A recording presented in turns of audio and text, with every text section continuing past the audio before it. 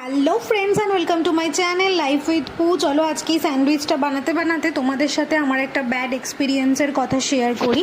আমি অনেকের মুখে ভীষণ শুনেছি যে ফ্লিপকার্টে নাকি খুব সস্তায় গ্রসারি পাওয়া যায়। আমি কোনোদিনও ট্রাই করে দেখিনি। আমি জেনারেলি গ্রসারি অর্ডার করি ব্লিঙ্কিট, বিগ বাস্কেট, আপনা মার্ট এবং খুব বেশি হলে অ্যামাজন ফ্রেশ থেকে। এছাড়া কোথাও থেকে আমি গ্রসারি নিই না।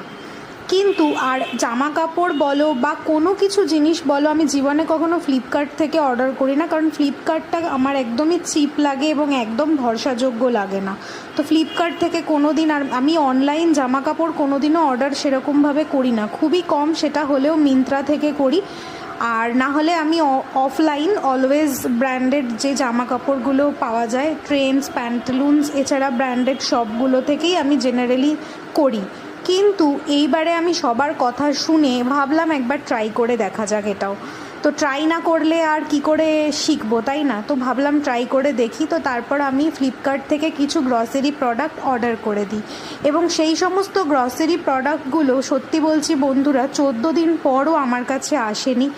আউট ফর ডেলিভারি হয়েছে এবং রিশিডিউল হয়েছে 4 দিন ধরে। তারপর আমি ফ্লিপকার্টে কল করে ওনাদেরকে বলি, জানাই, ওনারা আমার প্রবলেমটা কিছুই সলভ করতে পারেননি। অবশেষে আমার প্রোডাক্টটা নিজেই ক্যান্সেল হয়ে যায় এবং ওনারা বলেছেন যে ওনারা নাকি রিফান্ডের জন্য প্রসেস করেছেন, কারণ আমার পেমেন্ট করা ছিল পুরোটাই, কিন্তু এখনও অবধি আমার কাছে সেই টাকা আসেনি।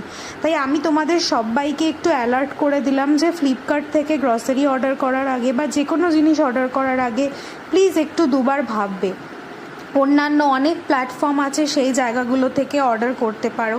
আর ফ্লিপকার্টে বেশিরভাগ জিনিসই জালি হয়, বেশিরভাগ জিনিসই নকল হয়, সেজন্য ফ্লিপকার্টটাকে পারলে একটু অ্যাভয়েডই করো। আমার মতে তো সেটা। ভিডিওটা ভালো লাগলে টুক করে একটা সাবস্ক্রাইব করে দিও। আজ তাহলে আসি, টাটা।